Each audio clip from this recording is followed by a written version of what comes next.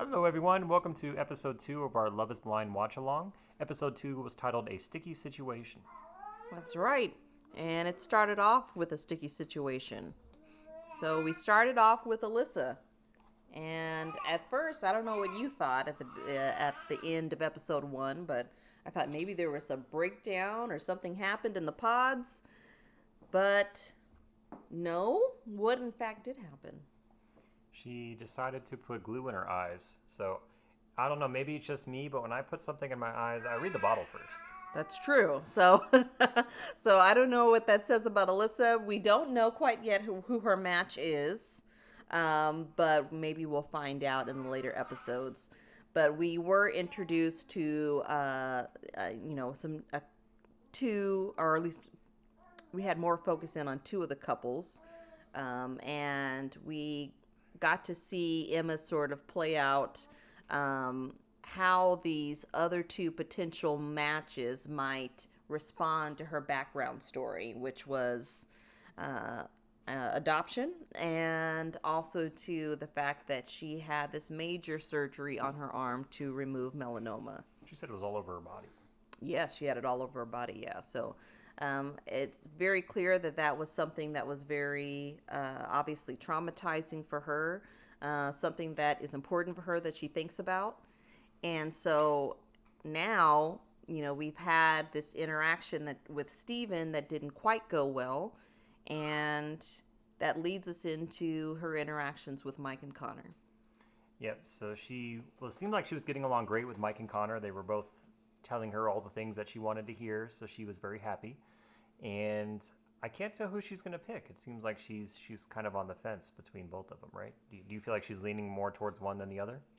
No, I don't. I don't feel like she's leaning towards one or the other. But I will say that the difference between Mike and Connor's responses to her story was that Mike seemed to find a way to relate to Emma.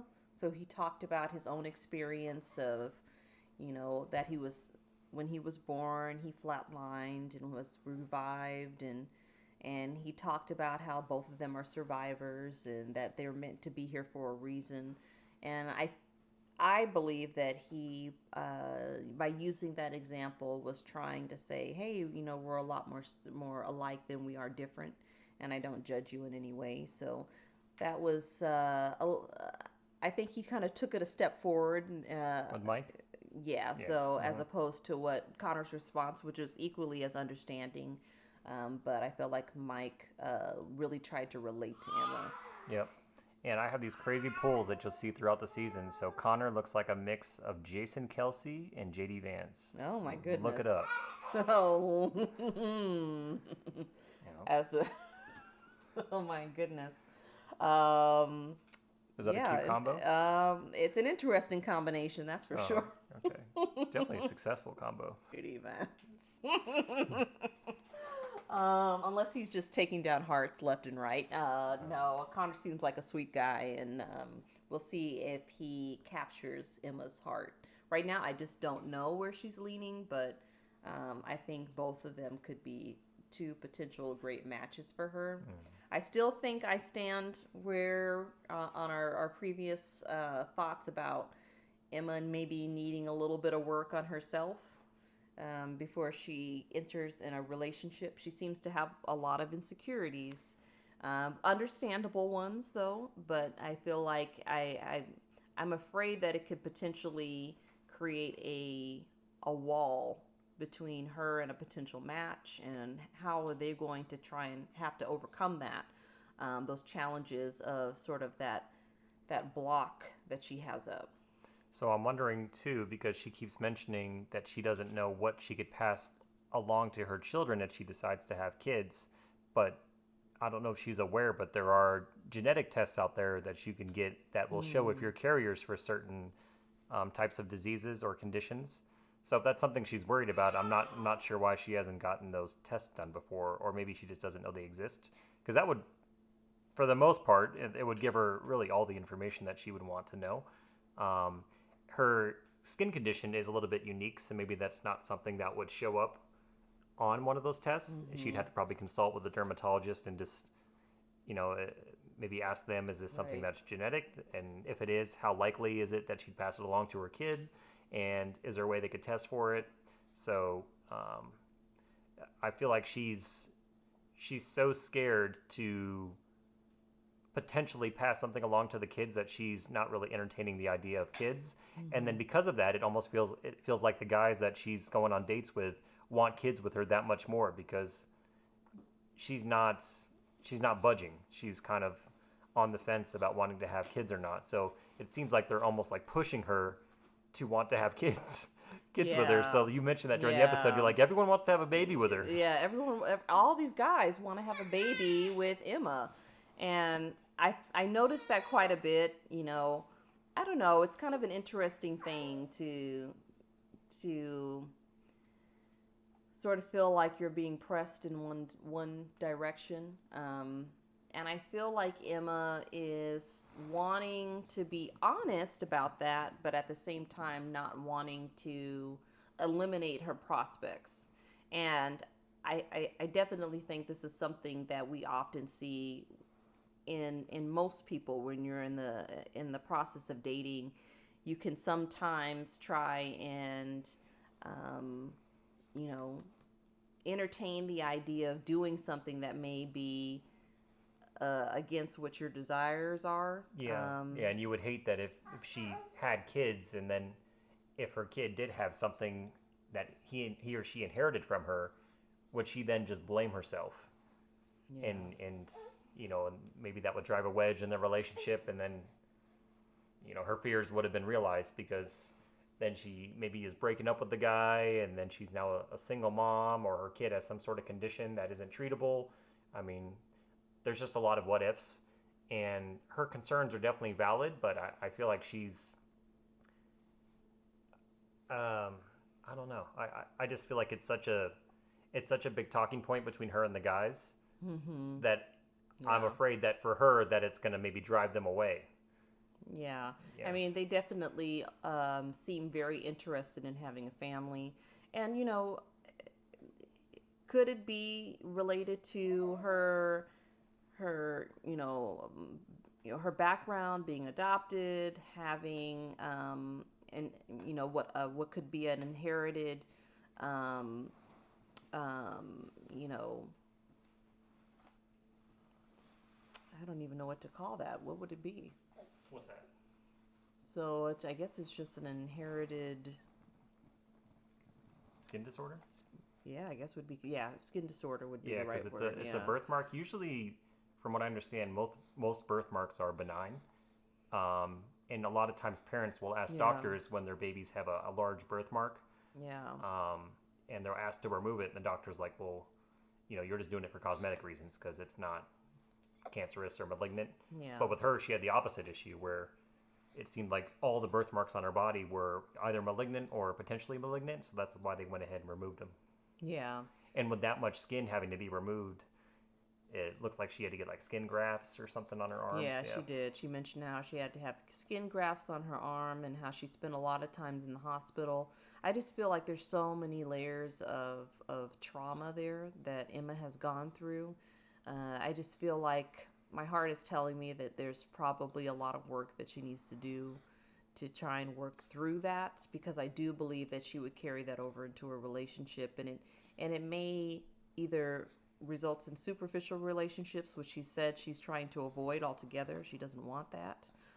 Or it could ultimately lead into her having a partner that kind of carries a lot of emotional weight of the relationship, and it doesn't leave a lot of room for them to be able to have moments of weakness or vulnerability, because they're feeling like they have to be strong for Emma. Yeah, and having to help her work through her trauma. Yeah. Uh, they both seem very understanding between Mike and Connor, but if I had to be matchmaker right now and pick a guy for her, I feel like maybe Mike Yeah. might be better for her long term, just because they have some shared experiences, and they both gave a good response when she talked about how she was adopted and Right. her medical issues and things like that. But just I guess my gut feeling would be Mike. maybe Mike Yeah. might be a better pick for her long term. But Connor seems like a great guy too. Yeah, they both seem like really, really understanding men who are open and interested and having a sincere relationship with Emma and helping her to feel confident about herself. And, have someone describe what she went through. You're probably having so many thoughts running through your head about who this person is, what they've gone through, what do they look like, all of these things. But they still seem to be supportive of her and interested. So I think she's got a fair shot with either one. So it was nice to kind of see Emma sort of be on this upswing as opposed to last time in episode 1. She seemed to end that episode feeling really defeated by her interaction with Steven. Yep. And who else did we have? Yeah, we had a proposal Yep. that happened. And we had the couple that met. Yeah, so we were finally kind of introduced to a new couple. But before that, you're right, we had the interaction or the meeting for the first time of Vic and Christine. Oh, it was fireworks. Fireworks were going off. But he's smooth, so it was like subtle fireworks. Like Yeah, he was feeling Christine, and Christine was feeling Vic. Yeah. They seem like they hit it off. So if you're like the best friend that say like you're the best friend and you're like, oh, I have this great guy for you, and you introduced Christine to Vic. Oh, yeah. And you're sitting there, you're You're like, like, oh my gosh, you guys were meant to be. Let me just step away. Let me step out of the room. Let me get you guys a room. And I would feel really awkward. I'm like, okay, this is where I see my way out. This is an A-B situation. Yeah, and he seemed like he was being a gentleman too, because he was kissing yeah. her, but he wasn't like Filling on all around. Yeah, he was being very classy a gentleman about it. Yes. Yeah, it was sweet too. It was chemistry for sure. Sexual chemistry was definitely there, but then it was also very sweet. Yeah, it was a sweet romantic encounter. Yeah. So I really felt like, but then you kind of felt that in the conversations too. I think so far, even with Emma opening up about everything that she's experienced, for something about Vic and Christine, like you could feel the sort of magnetic energy happening between the two of them. Like there's something special beyond just this show that was happening. So I can only hope that is a sign of something bigger and greater for them in the future. But so far, they're my favorite couple out of all the couples so far. I'm rooting for them. Yeah, so me too. If we got to place our poly market bets right now, who's gonna last through the season, I would definitely say Vic and Christine. Yeah, but I'm sure there's some couples that we haven't even been introduced to yet that maybe are gonna be just as good of a match, if not even more so. So, but they're gonna be tough to beat. Oh my gosh, definitely tough to beat. They kind of captured my heart. So I'm like, I'm invested. Yeah. I'm invested in Vic and Christine. Yeah, no red flags between them. No. But we did have another proposal that happened this episode. Jordan and Amber, aka Seth Rogen / Chris Farley, another crazy pool. Yeah. Yep. I won't make any other political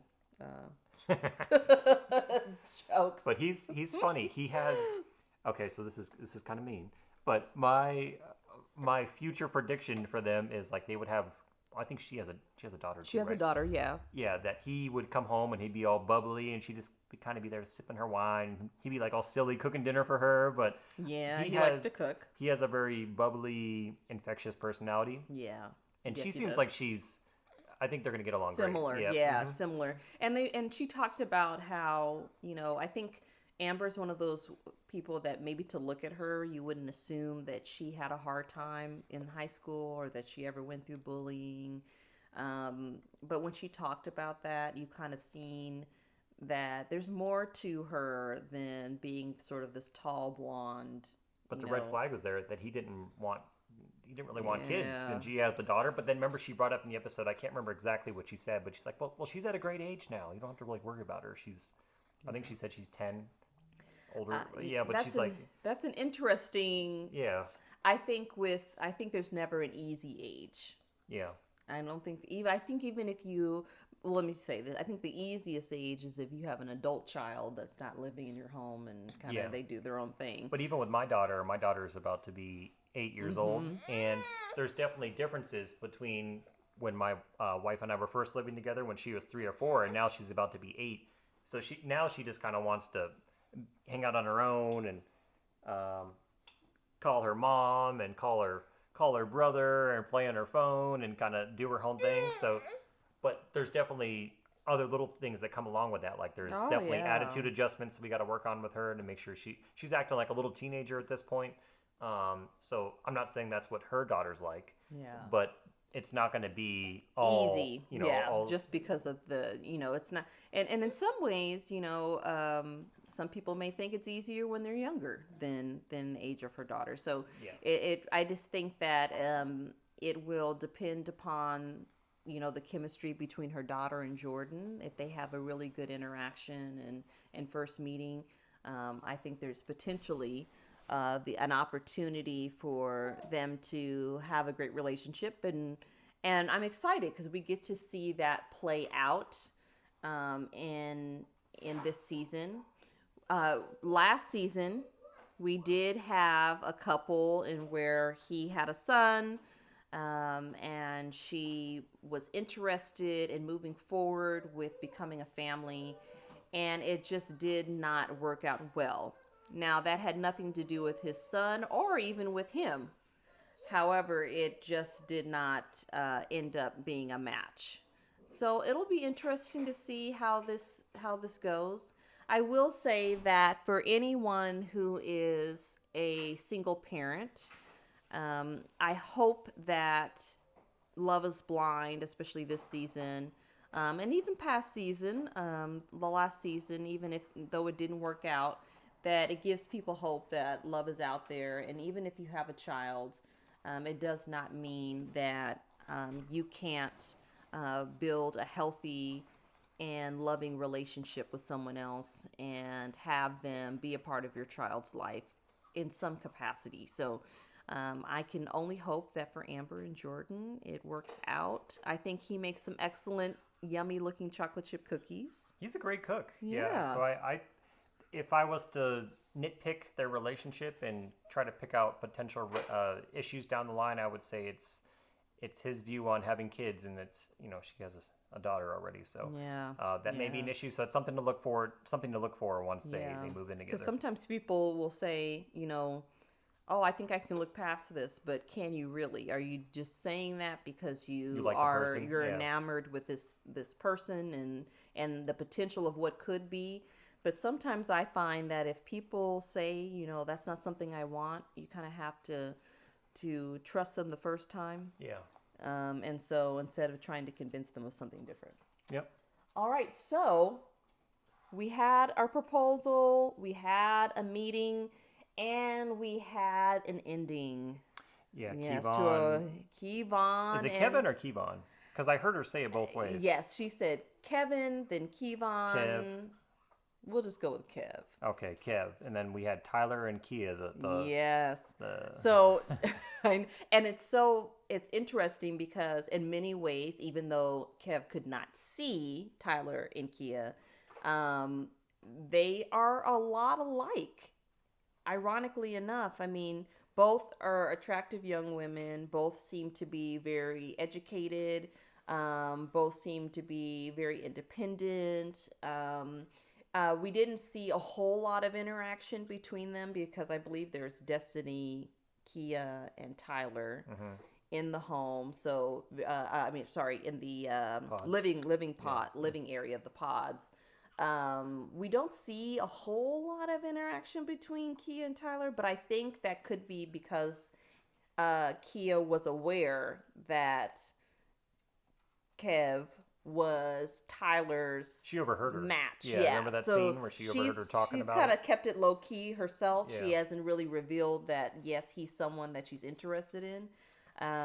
But she's keeping her ears open and listening to, essentially Tyler talking about how great their match is and how, she's excited about Kevon. Yeah, and it's funny too because after when they first showed Kev and Tyler, it seemed like they were good. Like they were ready to, he was ready to propose to her, and we're like, Kia doesn't have a chance. Why is he even going on a date with this lady? And then it flipped.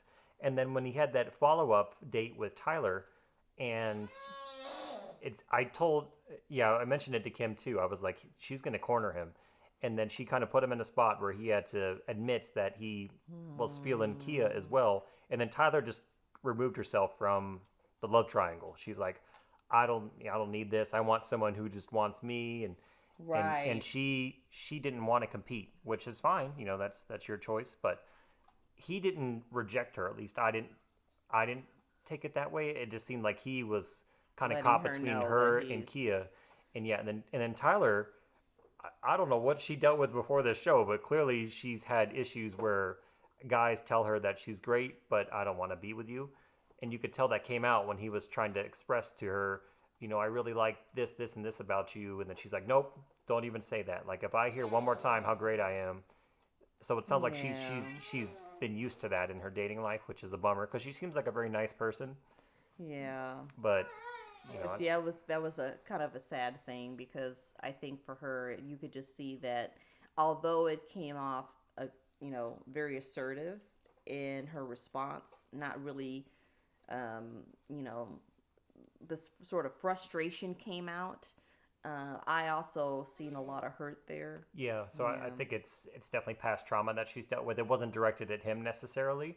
It's just like Right. one more guy Yeah. decided Yeah. not to pick me, and I Mm-hmm. think she was definitely classy when it came to not putting down Kia. She's like, you chose a Yeah. great woman, Yeah. and she Yeah. didn't say That was. anything bad Yeah. about her. She So that had a was lot nice of of her to do that class. Yeah. because you remember a few seasons ago when I can't remember his name, but he was dating the girl who said she looked like Megan Fox. Yes. And Another then one goes. he told the Yeah. single mom, he's She's like, like, I'm gonna "You're choose gonna her. She's like, you're gonna regret regret this. this."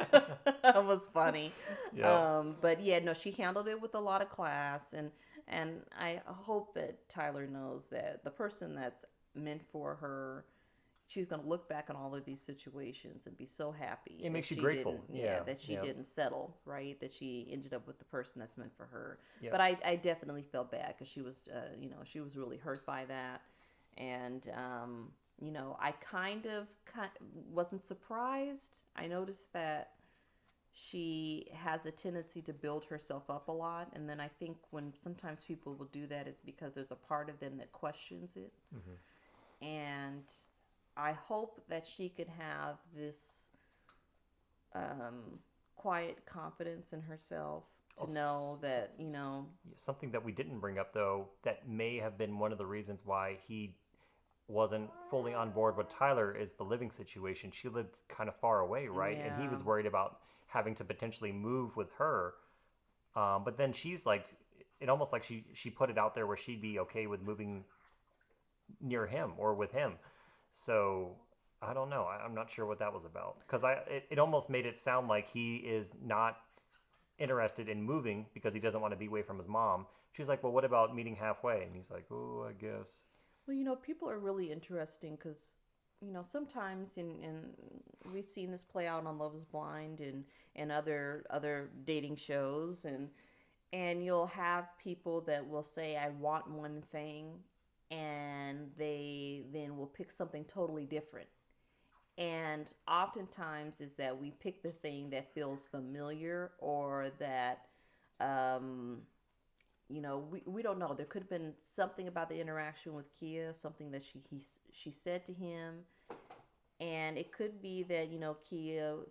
There's definitely some differences in their personalities and Hmm. their approach. Tyler is, um, like I said, think I used the word assertive. She's definitely much more assertive, not in a negative way, but she Knows what she speaks with wants. Yeah. conviction. Yeah. She seems to be very strong, Speak up for herself. Yeah, speaks up for herself. Yeah. and Hmm. so we don't know. Maybe just Kev is just not ready for somebody with that type of. Backbone. Yeah. Hmm. And maybe for him, Kia was a little bit more Softer. subtle and Yeah. soft, Yeah. and that may have nothing to do with Tyler, right? Yeah. It has to do with where he's at in his life and the fact that maybe that brought up an insecurity in him. Yep. So I think sometimes we have to reframe rejection and not make it about us, and make it really about the person. And I hopefully in Tyler in that moment there was nothing she did. There really was nothing she did. I just think it blindsided her, but at the same time she really does not. None of them know each other. None of them know each other on a deep enough level to be truly hurt by Well, she said it in anything. there. They were talking for 6 days. Yeah, so like yes, Kia talks to like, oh, we've only really been in here for like 6 days, 5, 6 And days. don't get me wrong, if you went on a date with someone and for like a week, you're talking every day and things are going great, and then if they're like, well, I'm good. Like if they break, Oh if yeah, they, I mean it stings a it little still bit. hurts. Yeah, it Yeah, still hurts. yeah, But I think it's definitely not going to hurt to the same degree yeah. It's as not like if you're going you through were, a divorce or yeah, something. if Yeah, you were entirely invested or you've changed your entire life for this person. yeah.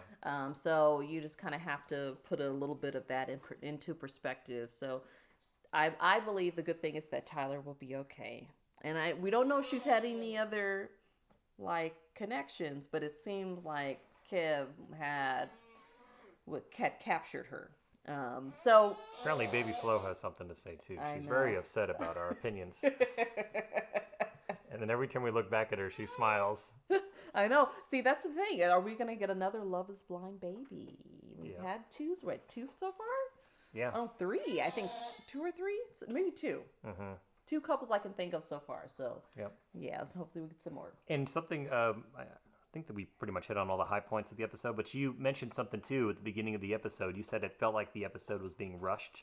Yeah. It was, the Yeah. transition into the episode was Yeah, very it was strange. very strange, like the editing and the way that it was. Yeah, that whole thing was a little odd. I felt like we could have had a little bit more of a Slower recap. pacing. Yeah. Let's Yeah. let's go back to what happened with Alyssa that led up to all of this, and then we Yes. kind of jumped right into Jordan and Amber. It was a little, Rushing, it was a yeah. little bit of a rushed episode, but yeah, I thought it was. We're moving along quite quickly. I think we're trying to get to the vacation time where they actually are able to stay around and live with each other for the first time, and well, I should say vacation with each other for the first time. So I think the editors are like, hey, let's just show who made it that far. Yeah. Let's get through That's these what they're going to couples. focus on. Yeah, so it was, And also it was odd. the music. They're not using the cheap Oh. stock Netflix music. I'm I sure y'all know. noticed if you watched the previous season, there are Yeah, these some of the music terrible was, yeah. songs that you I could tell they know. were recorded just for this moment, and it probably had like a $10 budget. So Yeah, those Yeah. stock. the stock music, yeah, Yeah. to, like record a 15-second snippet for this moment, I and know. it's Although terrible. somebody probably sitting there going, "Hey, I like this song. Yeah, that's the song I created, right?" Yeah, So yeah, the music is getting better. We're getting a bigger budget on Yep. Love Is Blind. it's that K-pop Demon Hunters. Netflix Yeah. is rolling in it now.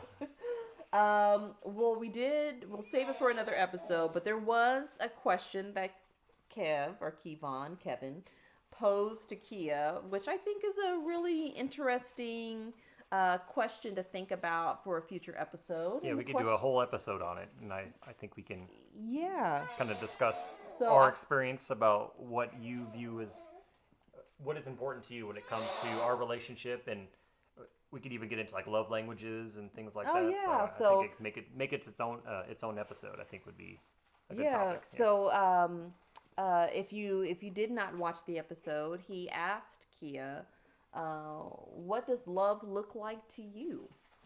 I think that's a really great question because we could be under the assumption that the answer would be the same for everyone, but It's not. it's not.